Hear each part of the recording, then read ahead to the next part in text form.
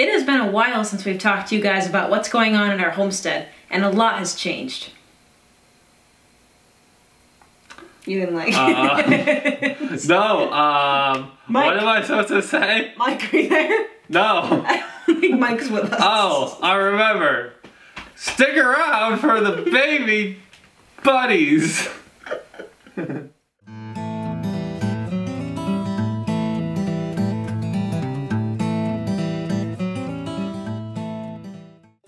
So our last video was like 5 months ago, and a lot has happened on the homestead, and we want to kind of let you guys know, and we've kind of taken it in some different directions that are a little different, and so we kind of want to talk about that a little bit.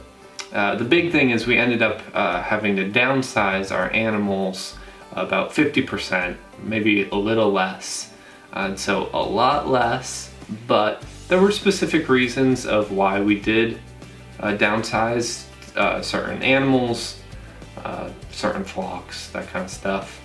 And the big thing for me was I just needed a lot more time. We bought this property just over a year ago, and we've pretty much renovated the whole house. And the house was a foreclosure. Yeah. For people who don't know. And so just needed a lot of work. So let's see, the end of the spring, I was really just needing to put a lot of my energy into fixing up the house. And we had over 50 animals. At points we had like 75. We had a lot of different species. Yeah, 75 animals, 80 animals, something. So it was a lot to daily chores and just keeping up with. And your work was crazy at that point. It was getting busy. It was a combination of his work, the house, just summer becoming busier, the animals were getting needy. I don't know, just there was lots of babies. Everyone had babies, like. And then we also planted out a full garden. Right. That was large. Right. So we just ended up putting more effort into the garden and had to downsize some of the animals. So, which meant we kind of took a step back and decided like what animals made financial sense, what animals we liked, and like some decisions like that. And then from there, we made decisions of how we were going to thin out our flocks or we don't have herds. Or herds and flocks. I don't know, what do you, our herds of rabbits? So at that point we had to make the decision of what animals we were going to rehome or process for meat or whatever we were going to do with them, just because it was getting to be a lot. So I think it started with our doves, which we had indoors, and so they were noisy, dusty, and we didn't spend as much time with them, and so we ended up rehoming those guys. We butchered a few of them, so we got to try dove meat. Then we moved outside and realized that the pigeons and quail didn't make a ton of sense. The quail ate us out of house and home and didn't give us a lot of meat. And then the pigeons just bred like crazy. So there was a bunch of babies all the time. We didn't know their genders. We didn't know what breeds they were. So the doves, the pigeons, and the quail, we rehomed all those guys. And then it was just the ducks, which at that point we had probably over 12 ducks. And they were kind of noisy. They quacked a lot. So we decided to rehome some of the more noisy, the more vocal ladies. Yep. We rehomed them. Those were some of the more specific reasons we ended up downsizing, but we had some kind of bigger reasons, as in like we were talking about just kind of a little overwhelmed of what was going on in life and just had to focus our energy elsewhere.